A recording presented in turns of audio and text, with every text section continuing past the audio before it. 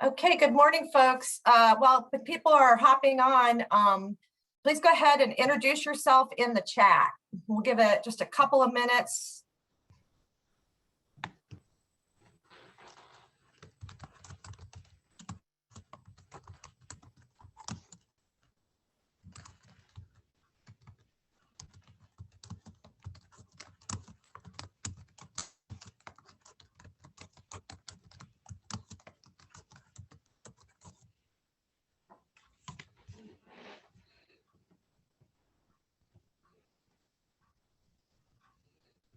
Great.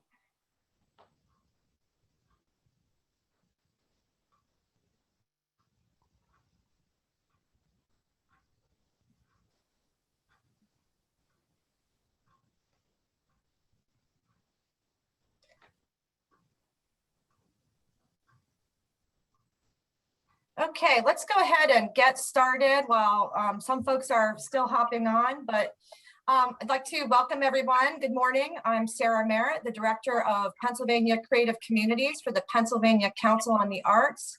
And I'm really excited to be a part of this third in our collaboration with the Pennsylvania Humanities Council for our webinar series. So like I said, please introduce yourself in the chat. Anything shared in the chat will be visible to all panelists and attendees.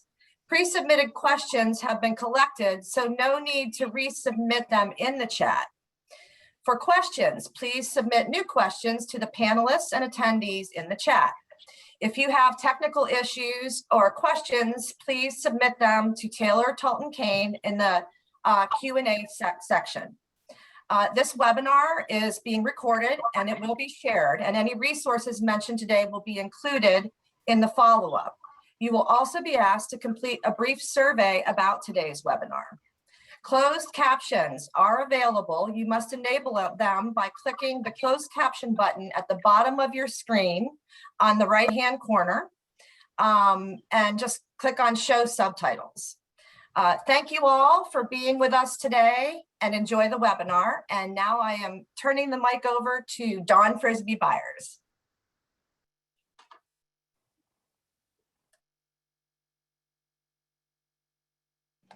Dawn, you're muted. I'm so sorry. I know Zoom etiquette and I messed up in the beginning. Anyway, I'm Dawn Frisbee Byers. I am the Senior Director of Content and Engagement for the Pennsylvania Humanities Council. We're an independent nonprofit that supports and leads humanities activities statewide. I want to thank each and every one of you for being here. I personally am very, very excited about this session. Community engagement is one of those hot topics as witnessed by today's attendance.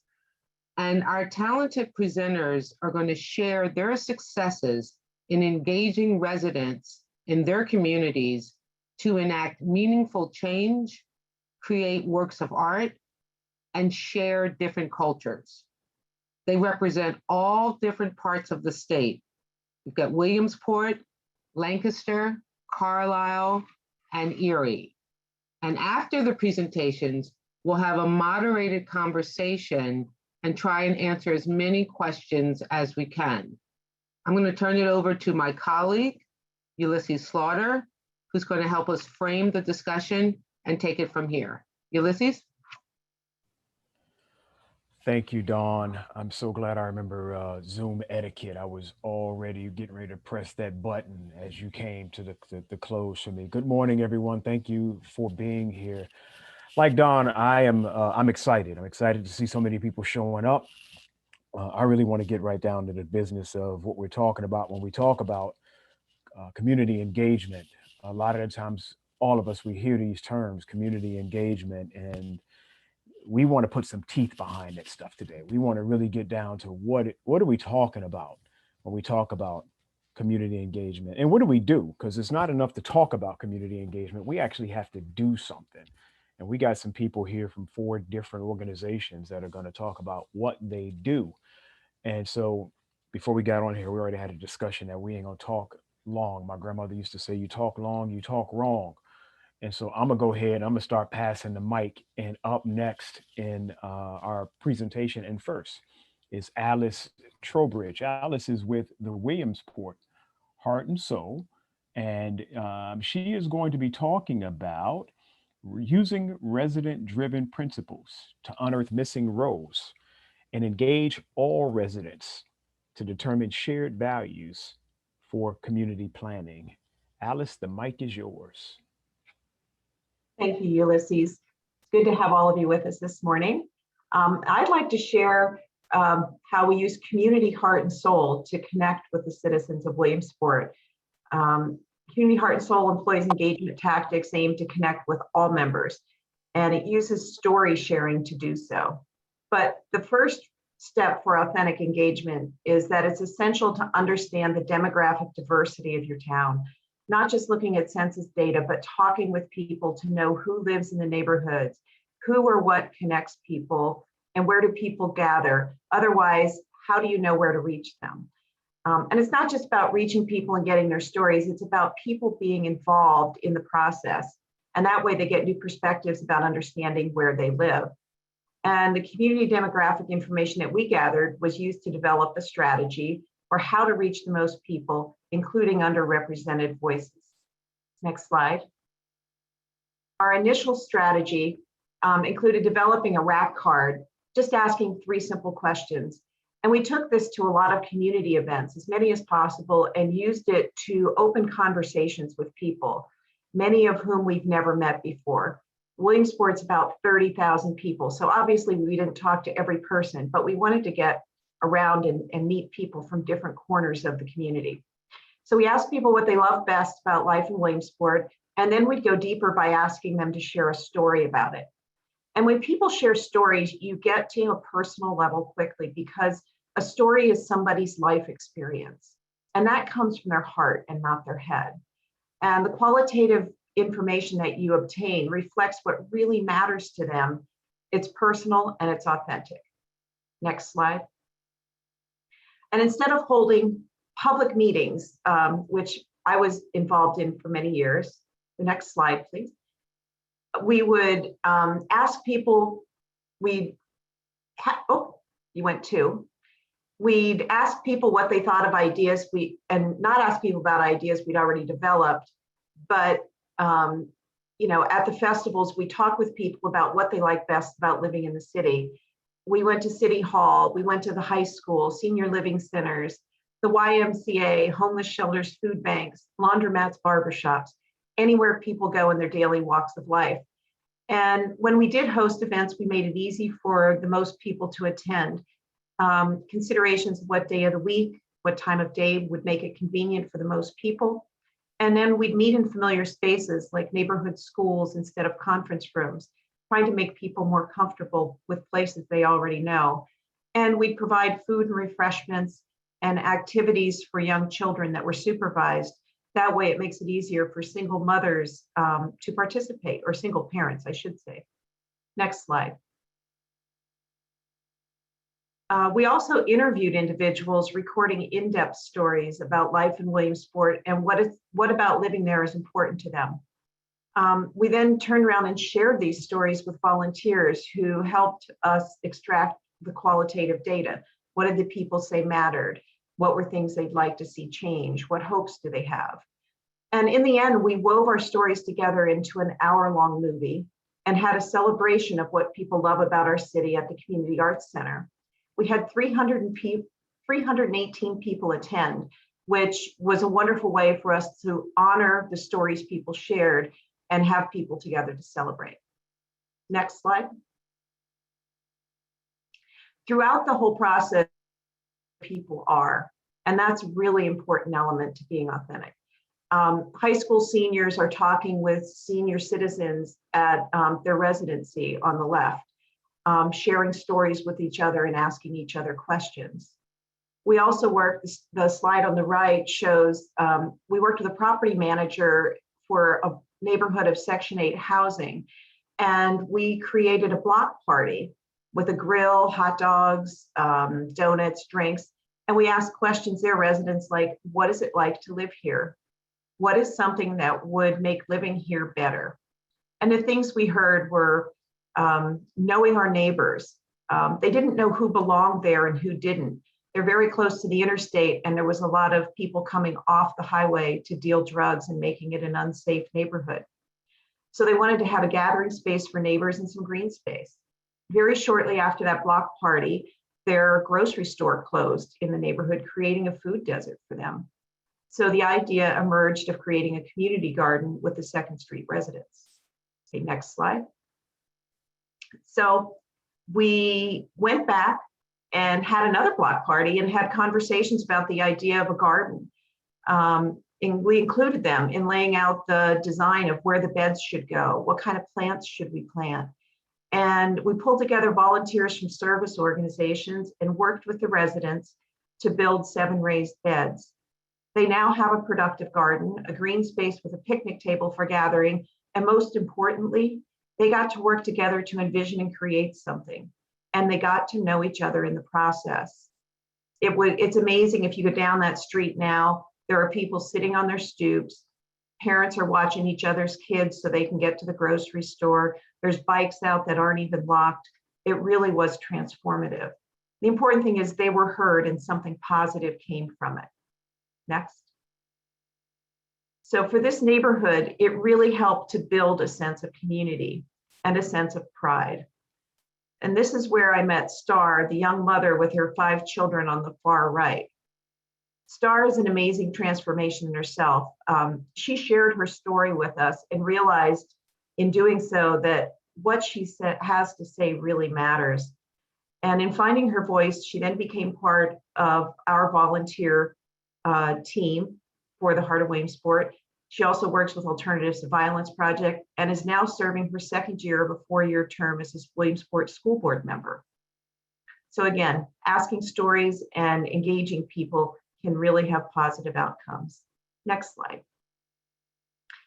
This next slide is an example of how Factory Works, a nonprofit arts organization, use storytelling to gather information to inspire an artist to transform what were concrete pillars into these beautiful mosaics outside of the factory.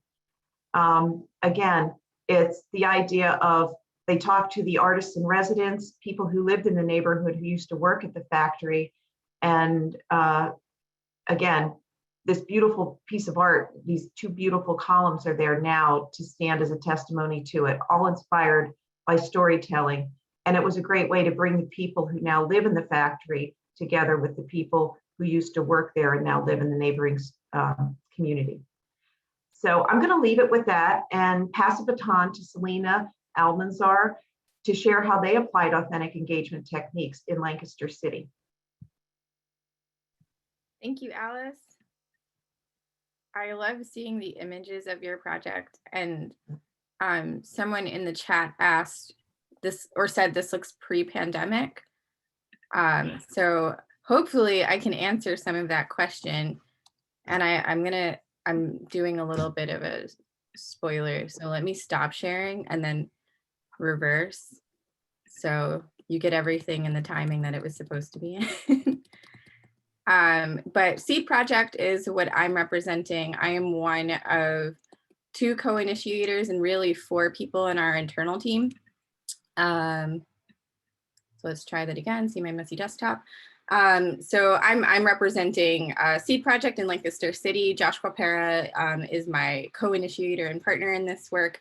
And Marcy Nelligan, who I saw on the call, I saw a lot of familiar names, and Jack Howell are also part of our internal team. Marcy represents the South Central Pennsylvania Partners, which is like the regional section of the PCA through Millersville University. And her work has been really supportive and augmenting Seed Project. And Jack Howell is part of the Spanish American Civic Association, which is basically the fiscal sponsor or umbrella that Seed Project is under. And our match through the Creative Communities Initiative was through the Wells Fargo Regional Foundation. I always say that wrong, so I wrote it down. And they've been really great as sounding boards and co-conspirators in the work. Our mission with Seed Project is super regional. So when we think about community, we're thinking about a geographic community, and then drilling down a little bit more within Southeast Lancaster City, thinking about BIPOC artists or Black, Indigenous, and people of color artists that reside in Southeast Lancaster. We're really kicking off, I just wanted to include Josh's bio since they're not here today. But when we talk about the Southeast, it's a historically segregated community. And with the Creative Communities Initiative, we have 5 years to do the work. And we know that as people that used to live in the Southeast or grew up in the Southeast and find the Southeast is like our heart and soul, we wanted to make sure that we really use those 5 years to be super intentional. So even though we got the grant applied 2018, received it 2019 with the intention of kicking off in 2020, I think I have that timeline right. 2020, as we all know, canceled a lot of things. So for us, we took all of 2020 to really sit back and figure out what does any of this look like in a COVID world. So initially we thought we would be having breakfast with community partners. We kind of knew, and Josh and Marcy, Jack and I really wanted to go in sort of tabula rasa as best as possible, thinking like, we're not going to come in with an idea. We're going to see what the community wants, because the Southeast is historically segregated, because it's an area that represent a lot of oppressed peoples. It's also gotten a tremendous amount of attention from folks that are suddenly wanting to rectify years and years and years of neglect. So rather than sort of playing into what is sort of a hotbed for mistrust, we'd rather go in, figure out what the folks in the community are already doing, how we can augment that, and then where are the gaps and how can we fill those, with things like breakfast and gathering together and being real close and talking in each other's faces, and we can't do that anymore. So 2020, we really sat back, figured out, okay, what are the resources that we can that we can provide? So this is not purely extractive. Who are the people that need to be in the room, and what does the room look like now that it's mostly virtual? And what does year one look like with a very slow intentional rollout? So some of the issues that we were tackling were the sense of urgency that emerged this time last year, like around March last year. Everybody was really feeling like we need to do something, which was great. And I think a lot of good happened, but sometimes out of that urgency, we can step on each other's toes and cause more harm. So we really kicked off in February of this year with a series of workshops, sort of as learning circles. One of the first workshop, I'll go back to that slide in a second, was artists of color working in communities, where we gathered a group of artists to talk about what it looks like for them to work in communities. And we felt like this was a good starting place to talk about what does it actually mean? What does community mean? Sort of talking about some of the things that we're talking about today. And we wanted to also sort of break out of just exclusively talking to artists that were in the Southeast to bring more folks in to think a little bit bigger. So we had artists from Philadelphia, artists who are based in Puerto Rico. One of our major communities are Puerto Ricans. I myself am Puerto Rican, so is Josh. So we really wanted to include all kinds of voices that folks can relate to, because while we're thinking of our community super geographically, we're also wanting to reach out into the diaspora, because we are a very nomadic diasporic community. I'm going to go back to this slide real quick, and then I'll talk a little bit more about the workshops and what came out of them. But one of the things that we were thinking about with the Southeast is during one of our learning circle things with the Creative Communities Initiative, we were thinking about who are our core partners who are ancillary partners and who are sort of medial or like in between partners that come in and out, who has high stakes in the outcome, and then who has, my thing is covering this, high influence over that outcome. And one of the things that we found were some of the people that had the highest stakes in the outcomes, meaning BIPOC artists and specifically BIPOC artists living in the Southeast, don't necessarily have a lot of influence right now. So this is sort of a snapshot of where we are now and thinking about how can we pivot this and move our school district in Lancaster's families, our BIPOC artists living in the Southeast, and those people, and get that people power to have a lot more influence. Because right now, the people that have the highest influence don't necessarily have the highest stake. So we kind of see our work in revisiting this every year and seeing how has Seed Project moved this needle or moved these little Post-it guys around so that people have more power ultimately. What's coming out of the workshops that we're planning are these zines, and the zines are really important, or these publications are really important because as we know with COVID, our workshops are purely virtual right now, and not everybody has access to that information. So we're recording it, we have transcripts, they live on our website, but we also want to make sure that they live beyond the virtual, beyond the screen. So these publications will be printed and distributed. We're literally on the last week of doing final edits. And the publications are intended to kind of demystify this process. So what does social practice actually mean? What does community engagement actually mean? What is the intention of Seed Project? And how can we share this information beyond just the screen, beyond just artists that are in community? Because another thing that we have found is getting communities to engage in COVID times it brings up a lot of questions of, is it responsible to gather, especially when the people that are highest impacted by the death rates, by the infection rates of COVID-19 are also the people that we're engaging with, are also our family members. And yet we still want to hear their voices. So how do we gather their voices? So the zines also function as an opportunity for folks to respond. We're in the process of working on a temporary mural where these little seed cutout guys will actually be wheat pasted on that mural. So their voices are carried forward and into very public spaces. And I'll talk about that in a second. I'm zooming through because I want to honor the time. So our next workshop is Growing Edges, Trauma-Informed Facilitation Practices, because one of the things that Josh and I have found as social practice artists is we went to school, didn't necessarily go to school for social practice. It doesn't totally exist in a super mainstream way right now. But nobody told us that we would be holding really traumatic stories and then sometimes triggering our own trauma. So how do one of the questions that we're interested in engaging is how do artists take care of themselves after going out into the community and holding all of these really deep, really powerful stories? And then how do we leave the community in a better space than we entered it? So how are we talking about these tough stories, maybe documenting them with the person that is telling them and empowering them, but not necessarily leaving them in that state of having to relive that trauma, whether it's gentrification, whether it's issues of violence that may have happened in their community. Those stories are real and they have a lot of weight. And I think sometimes we don't necessarily honor that. So as artists that are suddenly thrust into community, we're interested in giving folks those tools.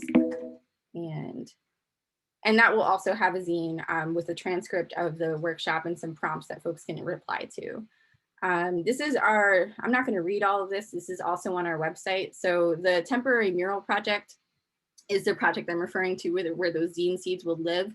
The short-term vision is that it's just like a method of documenting folks' responses, a method of literally taking folks' voices and putting them on the wall. Now that it's warmer weather, we can more safely gather and do these things live. But the long-term intention is that at this site, that we can create a rotation of temporary artworks, because one of the things that we found during our initial conversations with community partners is there's no way for folks to even test to see if they're interested in doing public art. Murals are flashy and they're great and they're really popular right now. They are hard work. And sometimes folks get into them. I've gotten into them way over my head and I didn't have any training. There's no real way to do it. I think there are places programs in places like Philadelphia and bigger cities where there's a little bit more of a foundation for this stuff. So we're interested in seeing what does that look like in a place like Lancaster, and how can we provide space for emerging artists to experiment And then also activate these spaces regularly so folks are gathering. And the area that we're looking at specifically is a sort of entry and exit point to Southeast Lancaster City. It's the area where sort of the houses sort of end and then a large amount of parks begin. So these are some of our sketches. We're really thinking about the significance of the area being a predominantly immigrant community. So we're playing with this central idea or the central figure of a spliced fruit tree. So many different kinds of fruits growing. We're both into some kind of futurism, whether it's Afrofuturism or diasporic futurism. So we're thinking about these like futuristic ideas of plant life. What does it look like if like suddenly a person's head is a seed, or these roots are where our ideas are going, and we're really playing into the idea of seed project, planting seeds for ideas, and those seeds being community input. So I'm just going to show a few more slides of some of the ideas that we're working through. We're literally also in the process of painting on some canvas. We're wanting to document this so that folks can see, like, this is one way that a mural can exist on this wall, that it can be made by two artists from completely different cities. Josh is currently located in Philadelphia. I'm based in Lancaster City. Josh normally would be much more nomadic and sort of splitting their time between Lancaster and Philadelphia, but with COVID, that became another hump that we had to get through. But now we're able to create this massive mural together despite, you know, being in different places. And I think that's a really beautiful way to think about our community and the diaspora that's represented in Southeast Lancaster. So what we've been doing is creating digital drawings and sharing them back and forth. And then also just sharing, like, when we paint on that canvas, sending cell phone pictures, documenting it, putting it on Instagram, and really using every single platform possible. And our last workshop, Josh and I want to sort of debrief with the community and talk about the wins or the opportunities for improvement for next year, because the idea is that we would be mentoring new artists in the Southeast to do these projects. So what my dream scenario would be that there would be an artist based in the Southeast working with an artist in Puerto Rico that has some connection to Lancaster, and they're making work together and having a conversation on these walls. A second project that emerged, and a lot of what we're doing is what we want to happen is these organic sort of emergent projects. Beaver Street came out of my relationship with first the Taino Center that's located on Beaver Street in Lancaster City. And Beaver Street is this really interesting place where our city is split up in quadrants, and yet Beaver sort of sits on the southeast-southwest divide, so nobody really fully adopts it. So sometimes it's left out of the funding in the Southwest or the SOE area, where I've also done a lot of work, and then the Southeast doesn't quite see it as a Southeast block. So even though it's not a long block, but it has a lot of history, and unfortunately a lot of that history has been neglected both by the city and then by, you know, folks, well-meaning folks that are trying to do work for their own communities. So SEED has kind of adopted it, even though we're geographically exclusively the Southeast, and we're working with them to create a permanent mural. And literally this weekend are starting to communicate with the neighbors to figure out what is the text that they want to see here. We're playing with the idea of liberty and justice, thinking about what does it mean to have folks that look like the community represented on a large scale, which in, again, other cities might not be novel or new, but for us, it's very important to have that.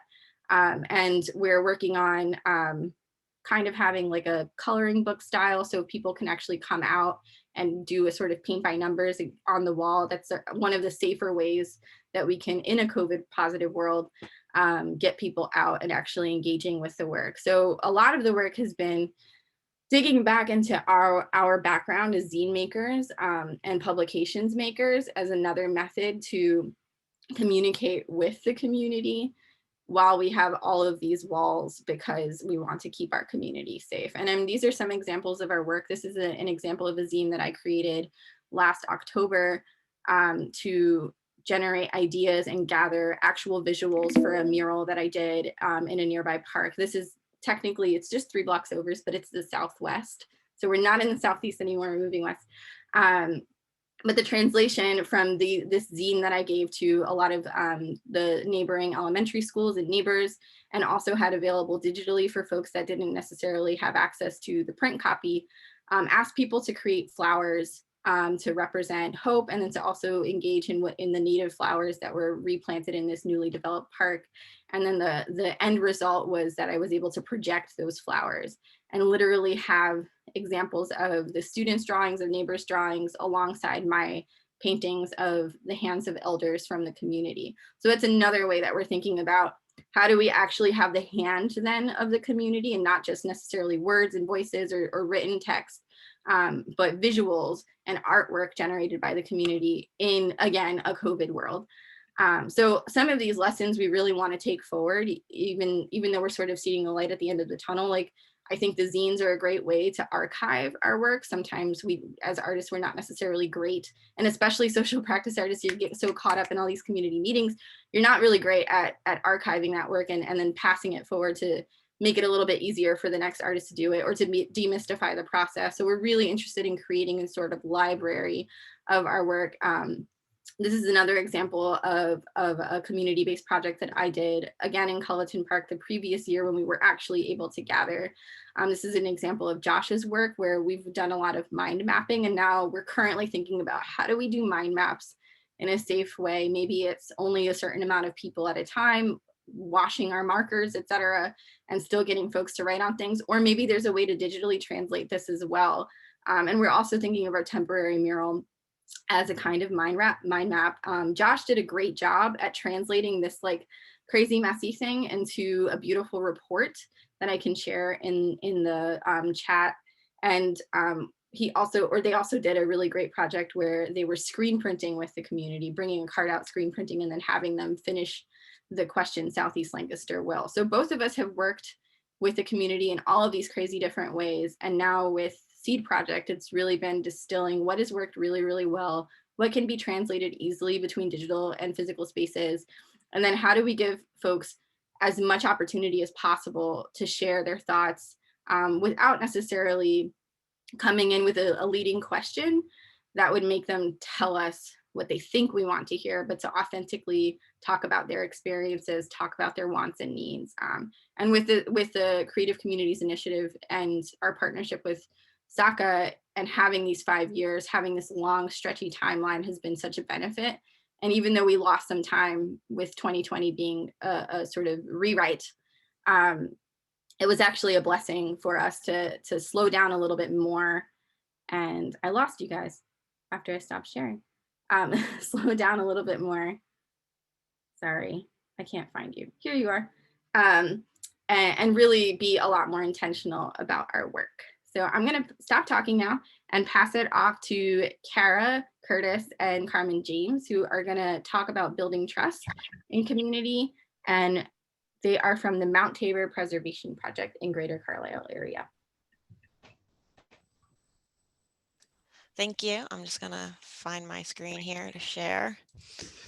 All right. I'm going to start off and then I'll pass it over to Carmen.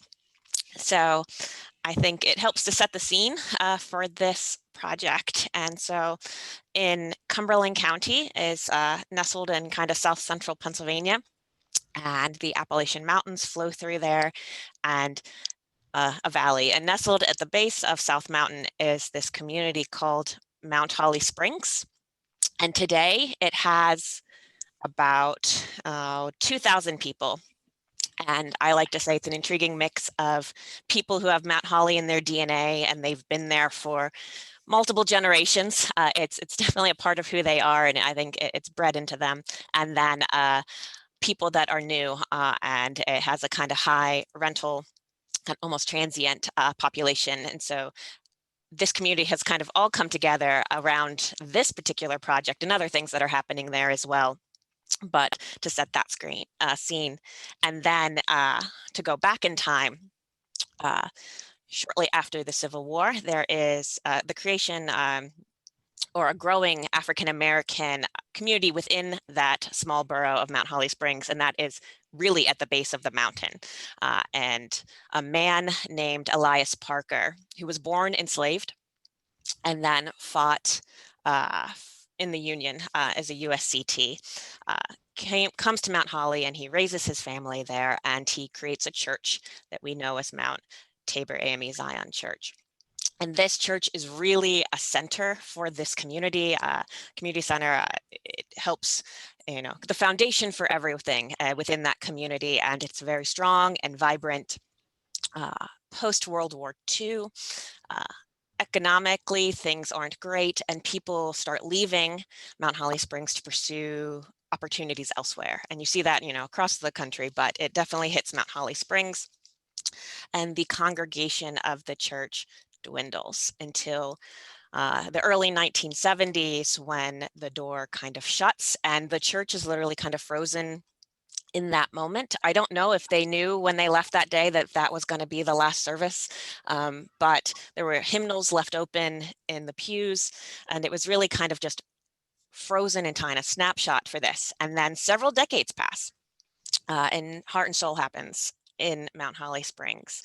And so this is a matter of, finding the right people to ask questions and realizing that you can have different people that might be able to reach different communities in different ways. And also realizing that it takes time. Some stories will never probably be shared, and that's okay. And some stories may take several visits, and it takes time to build a rapport and trust. But when they started, everyone was saying, you have to talk to the Gumbies. And there's a picture of Harriet and Edna Gumby with Pam, who was the interviewer in this situation. And the Gumbies not only were congregants at Mount Tabor, but they have a very tangible link as well. Elias Parker is their grandfather. And so they always kind of kept a watchful eye out over the church as much as they could. The picture is kind of across their backyard, and what you could see from the road, nature had started to reclaim the church. And so that is the church when this story is eventually told, what it looked like. And kind of, you'll see, Carmen will talk more about what the church looks like today. But words have power, and the sharing that story could have ended very differently if all of the people hadn't rallied around it. That building, that church, that picture that we see on the left could have been a condemned building. It easily, the codes officer for Mount Holly Springs could have said, this is dangerous, we're not dealing with this. And that would have been the end of the physical presence of this church. The memory and the feelings and the history might have lived on, but the building could have ended very quickly. And Harriet and Edna had already lost family buildings that had been condemned. So they already had the trauma of losing family structures, and the church is very special. So luckily, everyone kind of rallied, and within Mount Holly Springs has rallied around it, but then the greater community as well. But I want to let Carmen talk more about that and the stories that have grown. It's not just one story now, it's many stories. Thank you. Thank you, Kara. And what I'm going to talk about again is to really emphasize the importance of trust and understand that when you're collecting this story, trust doesn't happen automatically. It took a number of phone calls before the Gumby sisters basically said yes to the capturing of their story. And I think it's important to talk about the before and after, because you're going to see before and afters in our slides that we're sharing with you today.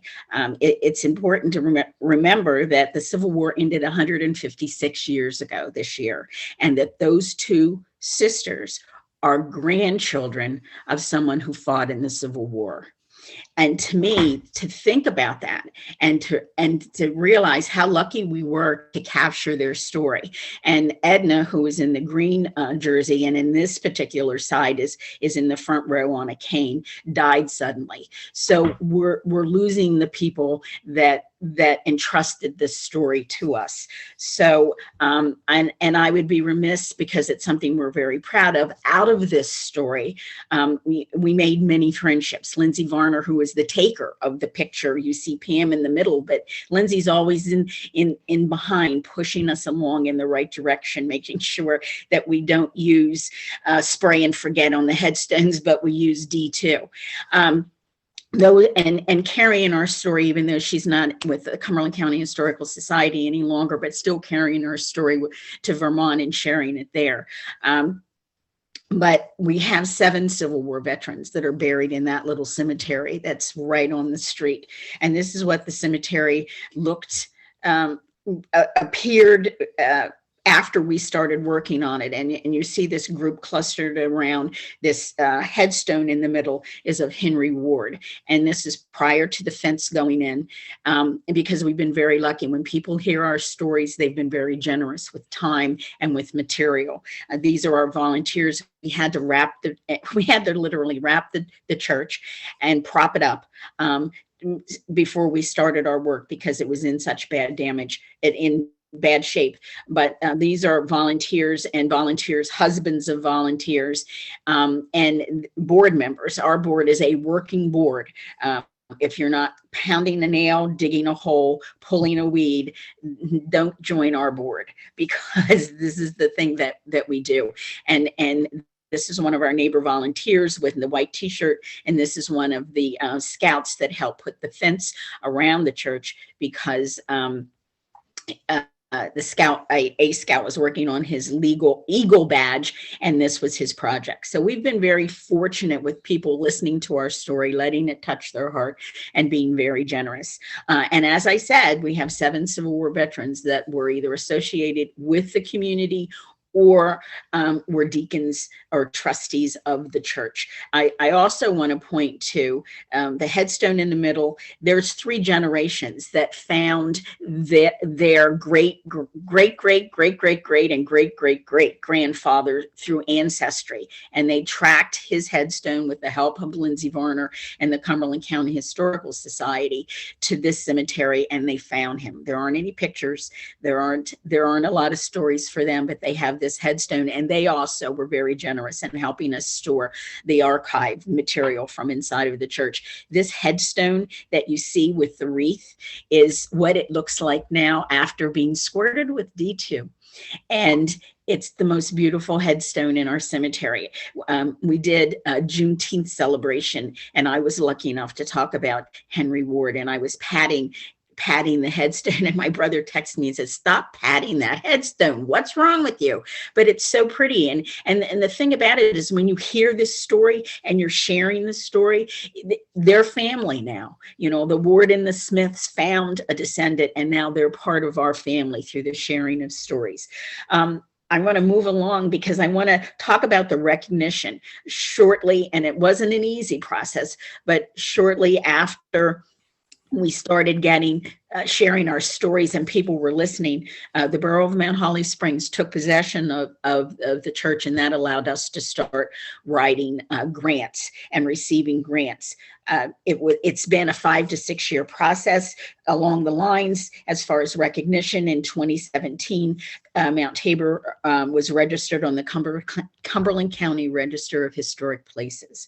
After that, Mount Tabor was listed on Preservation PA at-risk list of historic places. That happened in 2018, and that brought Julia Chan and her knowledge into our board.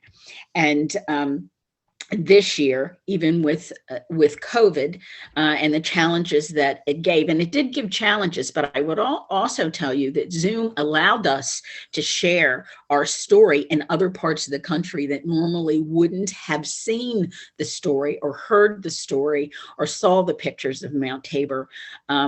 It allowed us to share on a wider venue and have people hear the story that maybe we wouldn't if there wasn't Zoom. So Zoom has its drawbacks.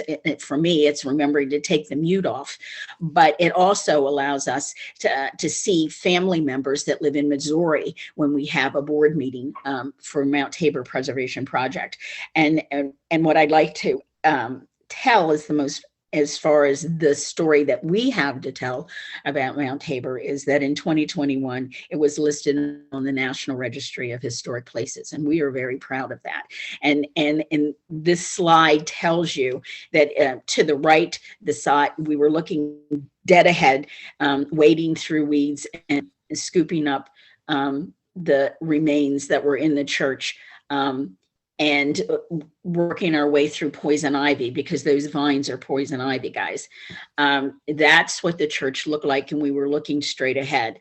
To the left, thanks to Tim Curtis and his drone photography, we're now able to look at the church a little bit differently. We're looking at it at a different angle, and knowing that our story, the story that the Gumbies were concerned with as far as the legacy of their family and sharing that, has grown.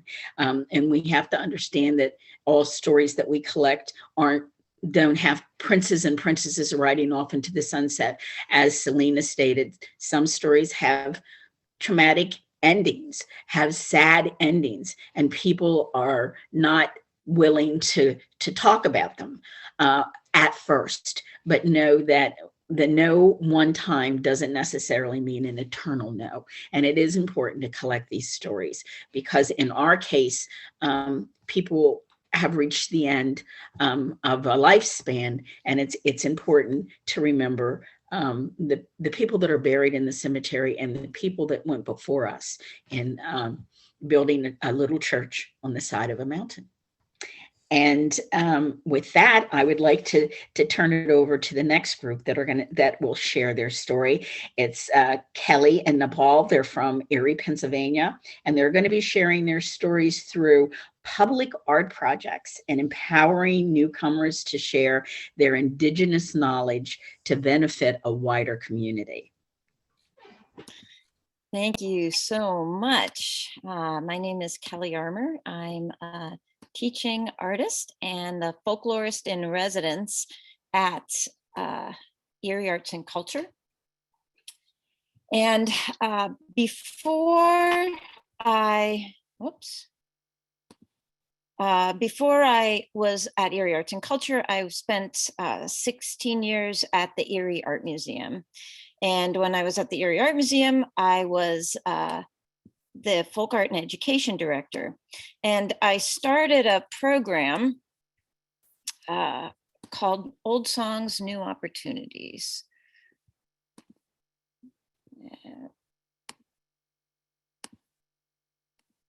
And basically it has, starts with this premise is that refugees need employment opportunities, and they also need, and who doesn't want a job that honors what you're good at and what you love to do? And Erie has a very high percentage of its population are former refugees. Another premise is that many of the people coming to be resettled in Erie have this skill that is in great demand in early childhood settings, and that is the ability to use traditional song as with children, to get them to socialize them, to teach them different concepts, to motivate them, to calm them down.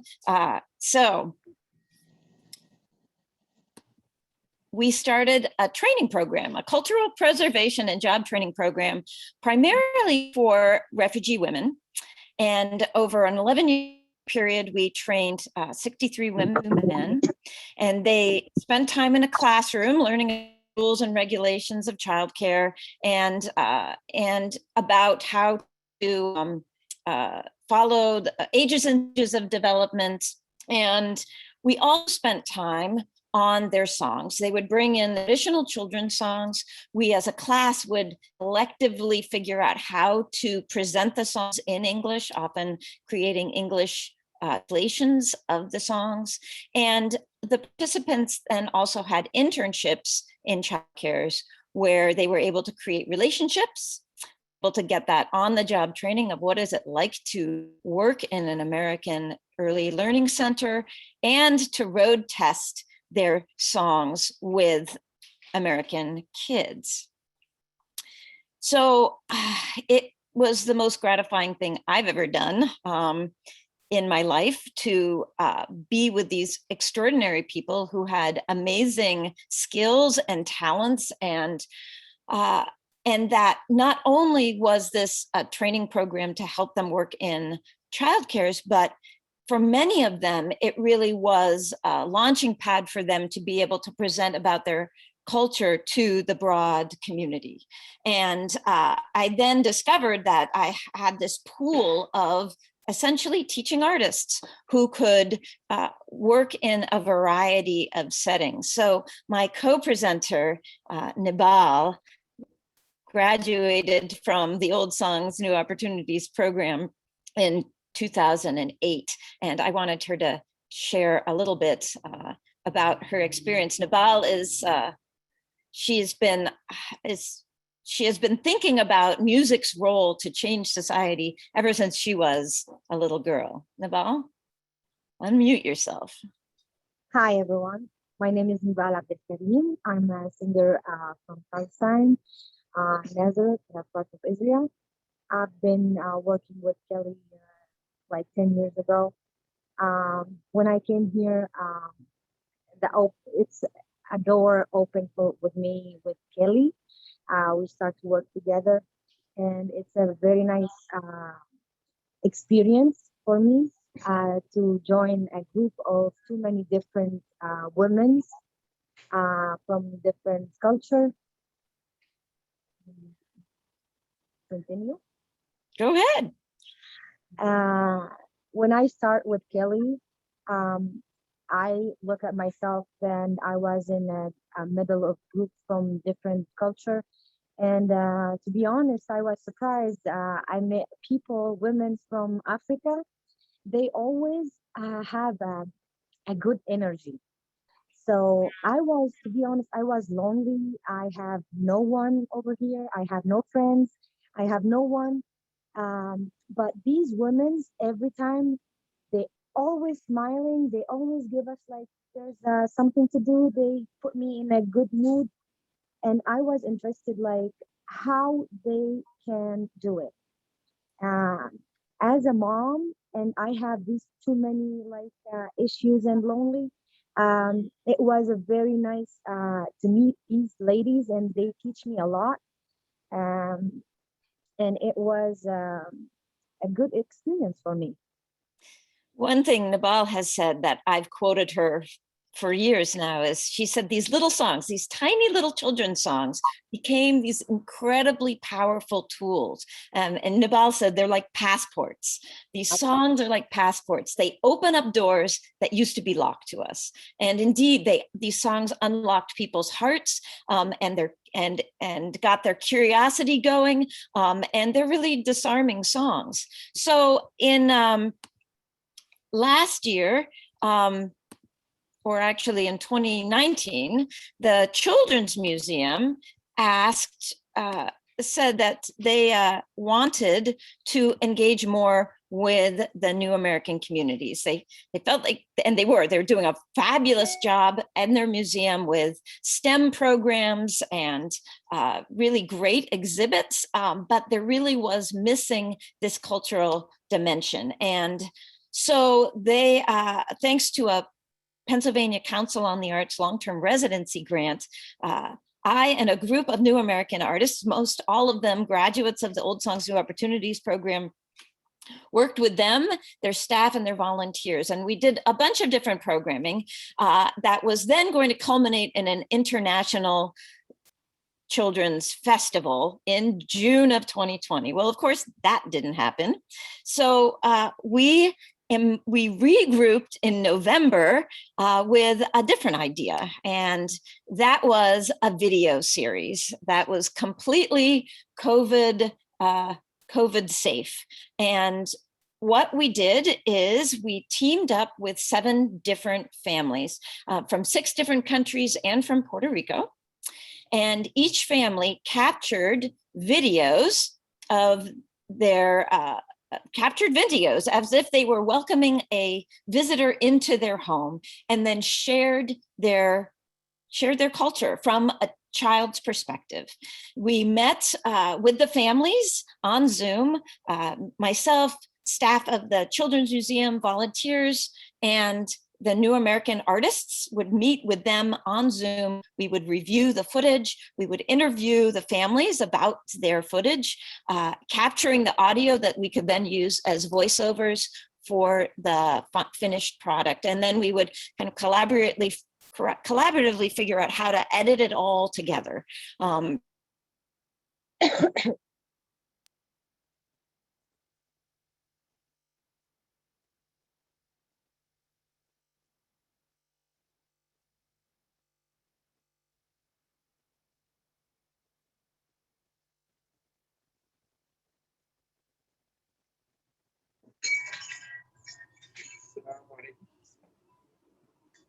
Did we lose Kelly?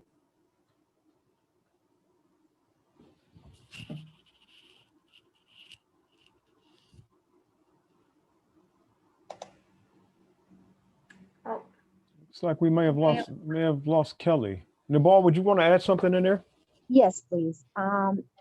When I would like to add something, when I came here to Erie, I had no one to talk, but in this group, it was easy for us to communicate together. It always about music. Music brings everyone together. Any community, you don't need a language. You don't need a language.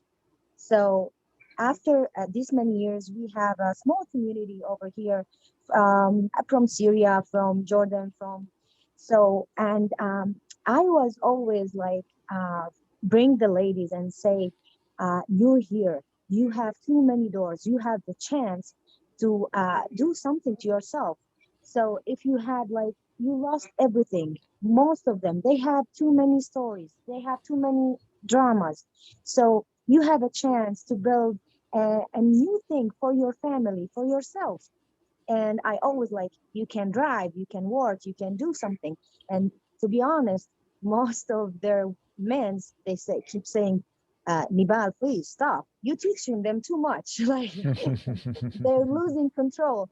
But to be honest, like we have too many things. We have to prove ourselves. Like we have enough war and we left everything and we have a chance to bring small things. And even with we had a video for Mustafa, a child from Syria, and this child, when he was young, he doesn't understand what's going on, but when he was hearing the bomb, he was scared and he couldn't talk. When he came to America, it was very hard anytime he want to talk. And when he saw the video, he was very thankful that after this many years, this child, like he want to show his country with the positive things, not negative things. So, and we didn't like his family, they're busy with this life to protect their kids. They working very hard to build like a good life for the kids. And he doesn't know like anything about his culture except for like holidays or the food. But he really did a great job in his video. Are we going to show that video, Taylor? Is that video around here somewhere? Yes, I have it from Kelly's presentation, so I can try to show it if we want. Let's give it a shot.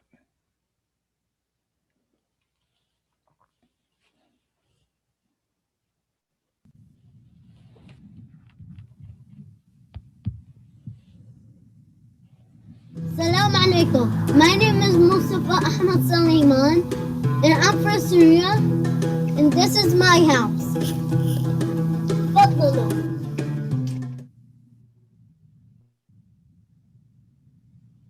في عندي سمك، أنا طعميان، أنا بعمل لون، وأنا بحط له المي مشان الفلتر.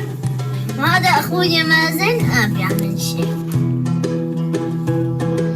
هاي غرفتي.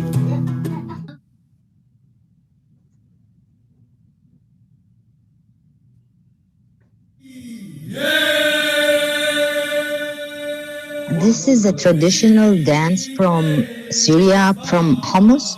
If we have a wedding, this is the way that they dance. Any wedding in that city, they have to put that song. And this is the men's dance. They hold two tissues, and this is their tradition.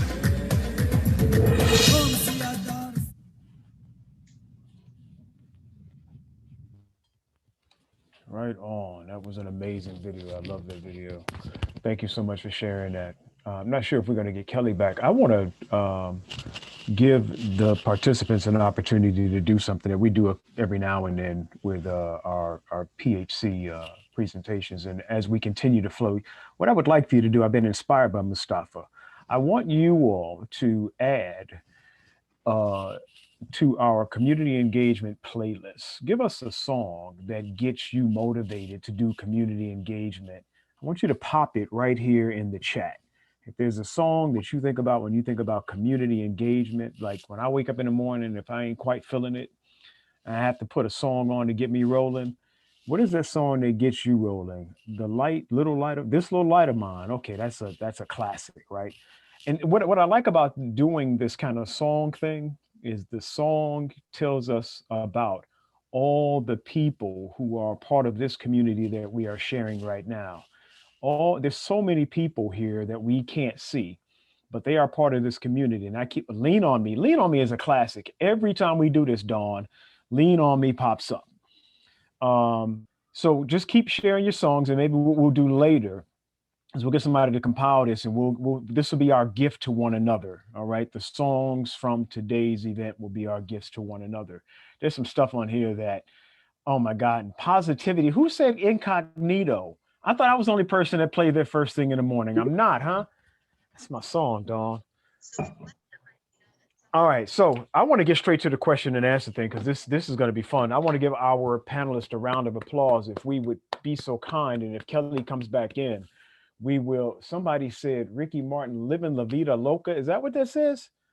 Oh, so community engagement is the crazy life? All right. We'll go with that. I want to ask a question, because as I looked at these wonderful presentations, Alice, I'm going to start over here with you. I thought about how dynamic community is. Kelly, welcome back. It's all right. We were able to, the ball stepped right in there and we hooked it up. We got a chance to see Mustafa's video. It's all Wonderful. good. It's Wonderful. all good. I'm so sorry. Nah, no apologies. That's what community is for, right? That's what community is for. We were able to step in. I want to talk about this idea of community, because one of the things that we learned in these presentations is how dynamic it is. And one of the questions that was asked in the chat had something to do with, how do you integrate the old with the new? How do you respect what was here and integrate what is emerging? That is extremely tough. Community is not stagnant. Alice, speak to that a little bit. How do you do that? Well, we have to start by realizing that we're all dependent on each other, that there's relationships between, and that's really what makes community. I mean, the word unity in community, but it is tough. Sometimes when you're bringing in new people, the old guard, the people who have been in leadership positions and things for a long time, feel threatened. And so it's very important to have everybody involved as you move forward, so that it's not you're coming back and presenting information, but that everybody is involved each step of the way. So they're kind of getting it, getting the slow drip instead of a slam at the end. So I think, consistent engagement throughout is important. Salina, can you follow that up? What are your thoughts about that? This whole idea of integrating, and you had a lot of people you were working with. You're trying to bring a lot of people together, and I heard you use the word stake. What is at stake? And people's reality is what's at stake. Speak to what it means to bring all of that stuff together and help people bring it together. And at the same time, I love when you talk about, you're not doing this for anybody, you're doing this with people. So talk some about that. Yeah, I think the project that immediately, because I think within Seed Project, it should be Seed Projects really, there's specific small projects that we're doing, and the Beaver Street temporary mural, or not the temporary mural, permanent mural, is one that I immediately thought of when you were talking about old versus new. Beaver Street is a super transient community, and we're definitely experiencing sort of the constant wave of gentrification. So there's a lot of landlords that are selling their houses. There's a lot of people that are suddenly having to find new houses, and a lot of those folks just happen to be in the south end of the city. So when we're talking about old and new, we have this struggle with there's such quick transition out that it sometimes doesn't feel like we have a solid footing on what sort of history we have here. So there's like a very real way, and I brought up futurism for that reason. There's a very real way where we're like wanting to honor the past and archive that past, but then at the same time realizing that for some of us that still holds a lot of trauma. So what is it when we talk about futurism, just as two nerds, like nerds of color, especially wanting to make work that we would have been interested in seeing when we were kids growing up here. It's also a way to get folks to think a little bit outside of their realities. And then our job as artists is to come say, okay, now that feels like a big, hairy, audacious goal. That feels like it's in space. That feels like it's super future, but there might be ways that we can actually do parts of that now. And if it's things like representing ourselves as liberty and justice on these walls, or representing ourselves in these portraits that I showed on the walls of right near Culliton Park, then that's one way to do it. So I think a lot of it is not representation for the sake of representation, but very real representation that's literal faces, literal words being there, and trying to, I think it's a constant balance too. I don't have a clear cut answer, right, but having that question in mind is really important. Well, I hope everybody heard that new term you came up with, and everybody should know that Salina came up with nerds of color. That is the new thing. Nerds of color. We got a new category. All right.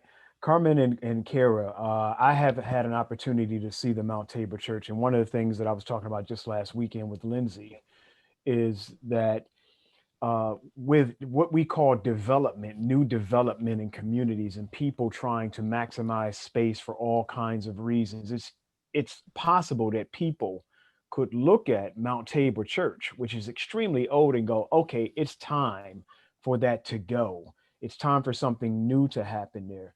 Speak to the importance and speak to it from a heart and soul lens. How do the stories and the process of heart and soul help you all to fortify what the community wants and articulate what the community wants around something like Mount Tabor Church? We, as a greater community, not just in Mount Holly, have experienced a lot of loss for history. And I think with the stories that were gathered, history is part of one, I can't think of the exact value statement, but the respect for our history and acknowledgement of it is definitely one of the value statements for Greater Carlisle Heart and Soul. And we're one of the fastest growing counties in the state of Pennsylvania at the moment. And with that comes a lot of loss. So warehouses have sprung up, developments. They're currently moving 180-some-year-old stone house, and they're about to move another one, so they're not torn down. That's not in Mount Holly, but in Greater Cumberland County. So people are tired of that loss. So I think, especially when there's such a story here that is a rallying point for ignored histories in our community and across the nation. These stories were not told. They were not just forgotten, but they were ignored from the greater historical narrative, that people want to get behind it and make sure the story is known, because it's not just local history. This is community, this is state, this is national, the importance of this story. But I'll let Carmen talk. And it's important that when you have a strategy behind the recognition. And again, I'm going to do a shout out to Lindsay. She knew the road we should take to get the Cumberland County historical recognition, get Mount Tabor put on the preservation PA at-risk list, so it stays on there permanently. Then we tried the state marker. We weren't lucky with the state marker, but we will retry, because that's all we know is retrying. When someone says no, we're going to be back there. And then the golden ring was the National Registry of Historic Places. Being strategic in making sure that your building is protected from being torn down. It may fall down, but we being strategic in the recognition that you get to ensure that someone just someday doesn't say, oh, that building, let's tear it down.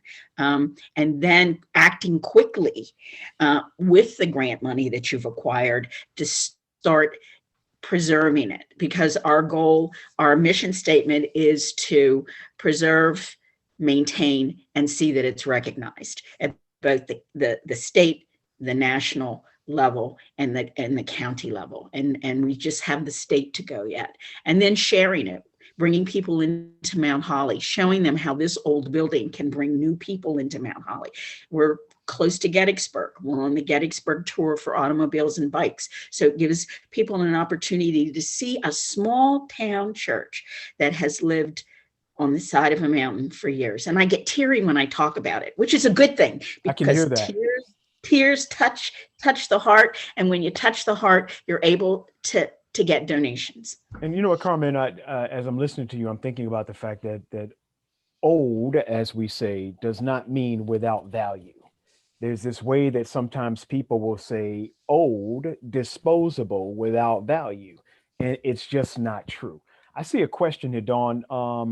And I'm gonna, Nora, can you take this one for us? How do you enter and understand a community completely virtually? And I want everybody to think about that as Nora is listening in on this. How do you enter and understand a community completely virtually? How do you do that?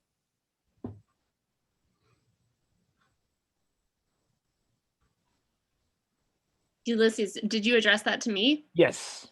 I mean, I don't know if I'm the best equipped to answer that, because I haven't been as involved in the hands-on engagement that some of the other folks have.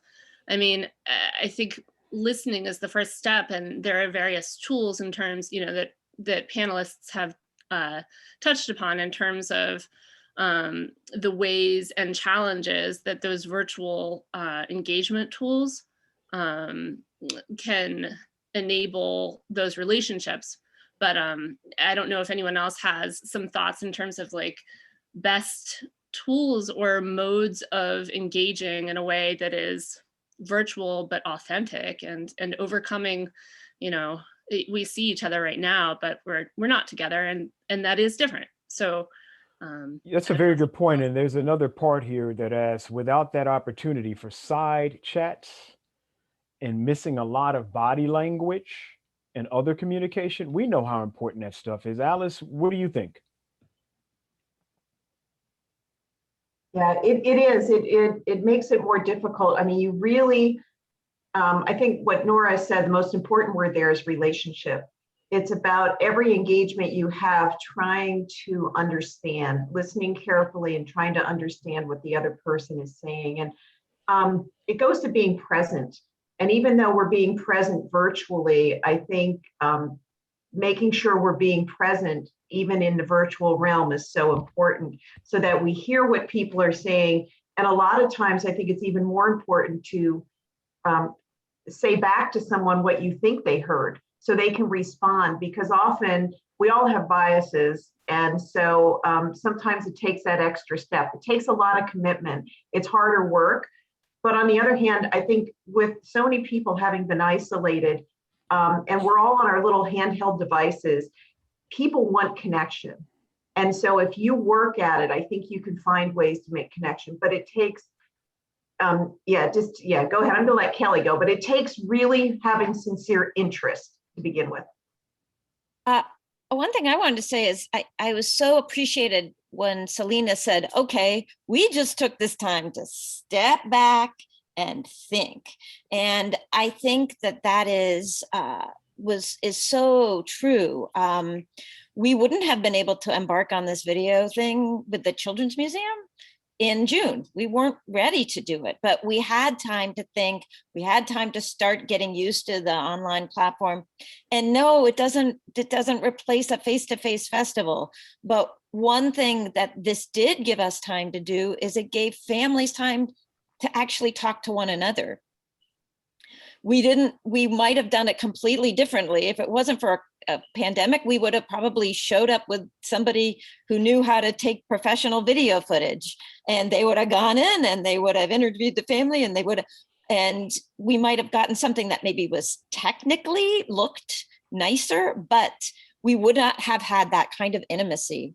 And that I don't know, I'm so sorry, the internet just decided to die. We're used to it. I'm sure Yeah. everybody on here has had a moment like that, right? I'm not sure what Nabal shared, but I know that what she told me and other parents independently all said to me, I had no idea how much my kids knew about our culture. I had no idea. And to watch them speak about it. And they also said that this was, people don't talk about their culture. They don't, because they don't have a reason to usually. And having this video series was a way for families to actually connect in real time, face to face with all their body language and really build themselves those ideas. So. Dawn, you're about to jump in there?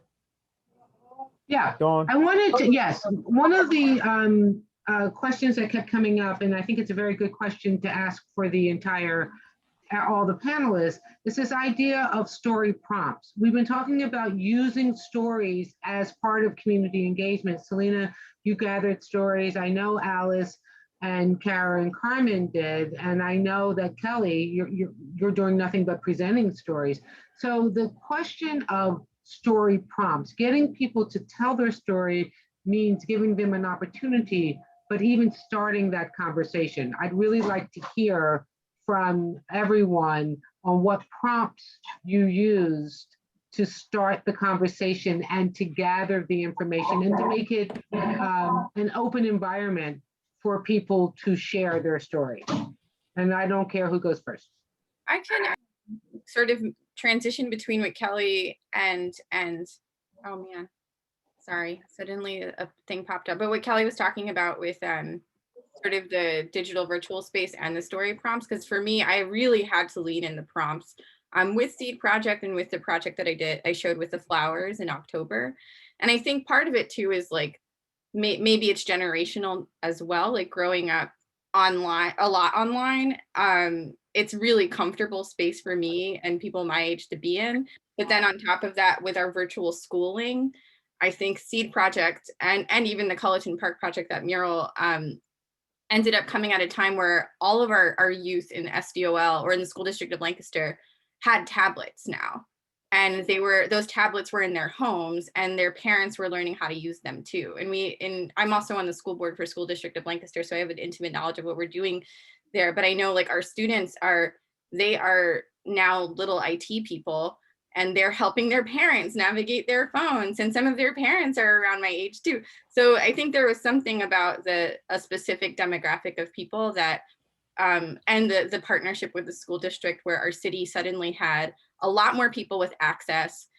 We had hotspots. It's still not perfect for sure. There are people that are missing from the conversation, and I think the zines that we're making in those physical publications sort of fill that gap, and partnering with the radio station, partnering with TCP, which is a BIPOC radio station that's doing a lot of podcasts, that really helped. And I think that the prompts for me, I think I'm comfortable seeing a blank canvas as a writer. I'm comfortable seeing a blank page, but for other folks, that's scary territory. And they don't necessarily know where to start. And that's not a bad thing. It's just like, that is really scary. It's like, what do I even do? So having a question often unlocks a bunch of other questions and answers and stories that I think you wouldn't be able to do without the prompts. For me, I've always been interested in also not just the Disney version, but like when I ask, like, what do you love about your neighborhood? It's also like, and what would you change, or what should be in your neighborhood as well, and giving an opportunity to provide critique, because I think there's value in critique, there's value in some antagonism. I mean, I think sometimes when we do come in with like a toxic positivity, it shuts down conversations really, really quickly. Salina, I want to ask Nabal to deal with this question here, and I want to frame it in a particular way. It's still in line with what we're talking about here, but somebody asked the question, how do we encourage minority community members to want to share their story? As Nabal has said many times when she was talking, she would say, to be honest, to be honest, to be honest. Well, I'm going to be honest. I'm not a fan of the term minority. I think there's a way that it sets people off to the side. And so I appreciate the spirit of the question, and I'm just wanting to point out that this is not necessarily about minority in numbers, minority in power. But when I look at Mustafa's story, Nabal, I see this, I don't know how to describe him. He's so happy. He's so happy. We can only imagine what he has seen before he got to where he is now. how did you encourage him? How much encouragement was necessary even to get him to talk about his new home? I was what again, please? How much encouragement, if any, was necessary to get Nabal, I'm sorry, Mustafa was his name, correct? Yeah. How did you get him to tell his story? I let him, like, I asked him, what do you like to share with people? I didn't tell him anything. Great. So like, even Sham, my daughter, she have another video, but we didn't share it. Like, Kelly, something happened with her, but we didn't share the other video. We have another video for Sham, my daughter, and I didn't ask Sham. She said, this is my job. Let me do my job. So, yes. So there was no prompt, no real specific prompt necessary. You asked, what do you like to share? And I think that's very important because it leaves a lot of room for somebody to enter as opposed to talk to me about this. And they may not have anything. So thank you so much for that. Dawn, we got another question. Yes. The idea that Alice had brought up, but I'm sure other people have as well, is the compensation and of community volunteers, or making the idea of participation easy, and as removing as many barriers as possible. Alice brought up childcare for community members who are participating, because that might be a barrier, or actually traveling to their everyday existence. So you're not expecting them to come to you. You are going to them. And the question came up of what other ideas that people have for community involvement and removing barriers and compensation.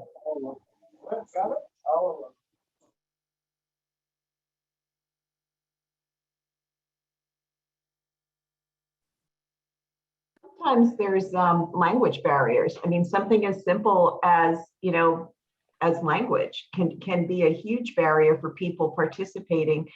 And one of the things we found just in general was mistrust.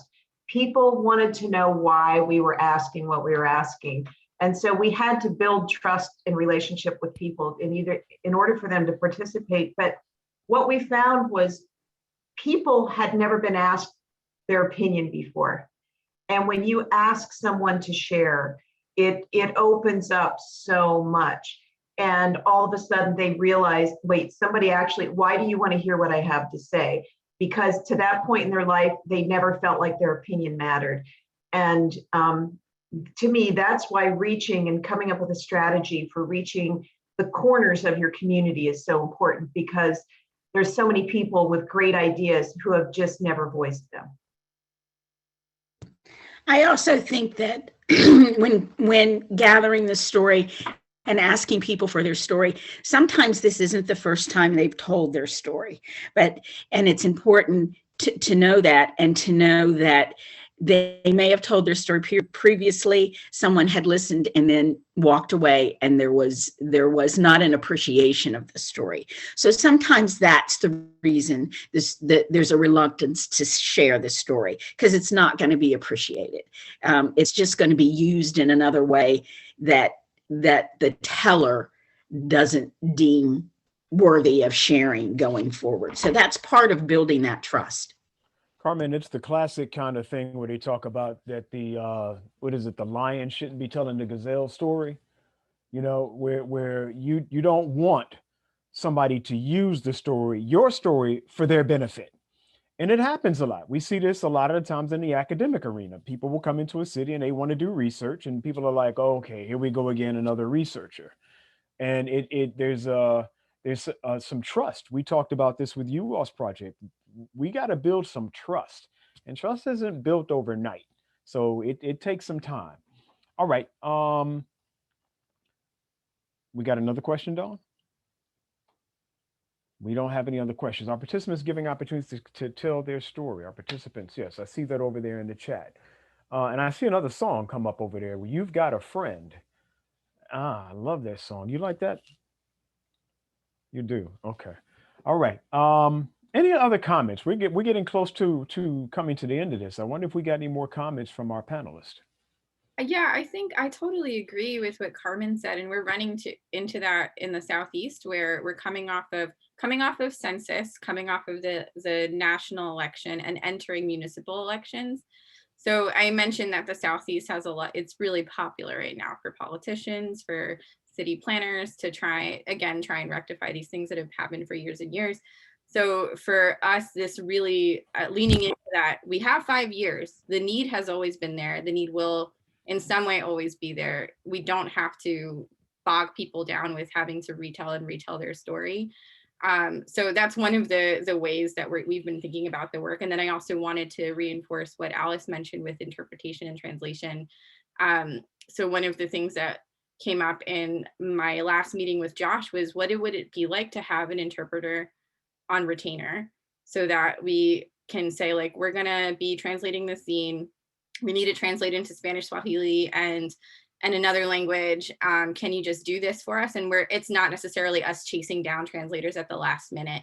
And that's been really, really important in our work. So we've created a friendship and a partnership with a local translator who formerly worked for Church World Service, is a former refugee.